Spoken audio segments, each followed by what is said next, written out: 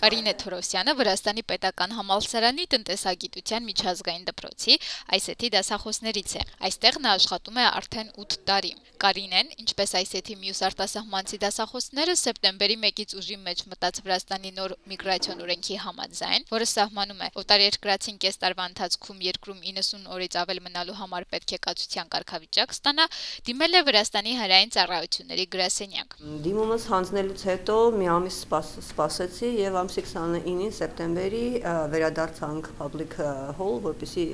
հասկանանք թե պատասխանը ինչ է, ասեցին, որ դեռ պատրաստ չի պատասխանը եւ ավելի լավ է զանգահարել եւ նոր գնալ։ Հաջորդ օրը զանգահարեցի համոզված լինելով, որ ես պետք է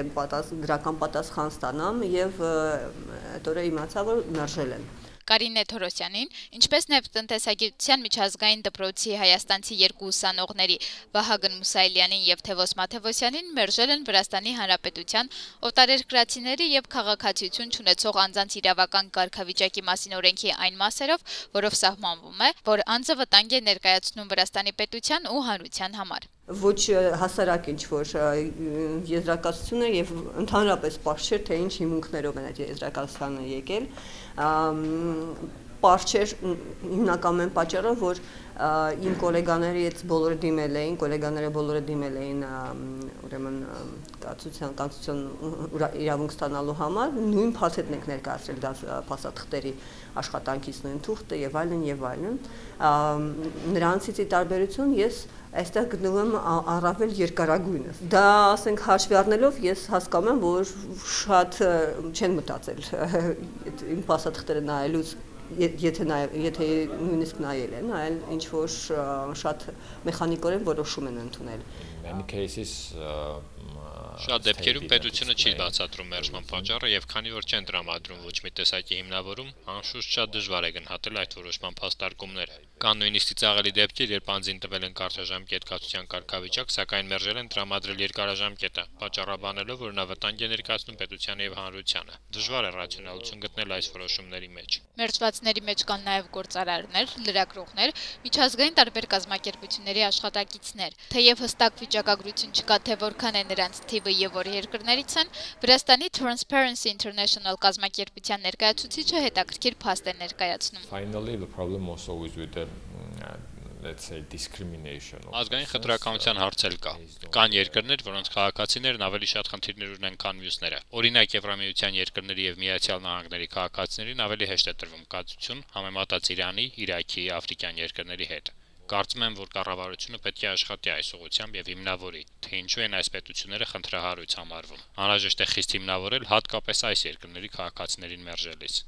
Civilnet-ը փորձեց Վրաստանում Հայաստանի դեսպանությունից ճշտել, թե այս խնդրով Հայաստանի Հանրապետության քանի քաղաքացի է դիմել իրենց, ինչ օգնություն է տրամադրվել եւ ինչ քայլեր են արվում խնդիրների լուծման ուղղությամբ։ Դեսպանատնից սակայն առաջարկեցին հարցերը հասցեագրել Հայաստանի արտգործնախարարությանը, հայտնելով, որ իրենք ոչինչ չեն կարող ասել, այդ թվում մերժված քաղաքացիների թիվը։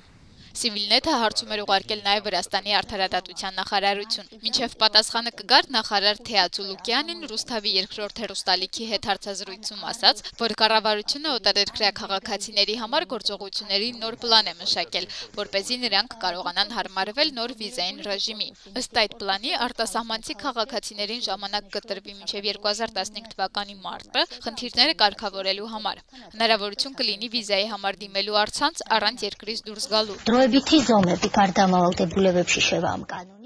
Սա ժամանակավոր քայլ է, թող ոչ ոք չմտածի, թե այդպես ընդմիշտ շարունակվելու է։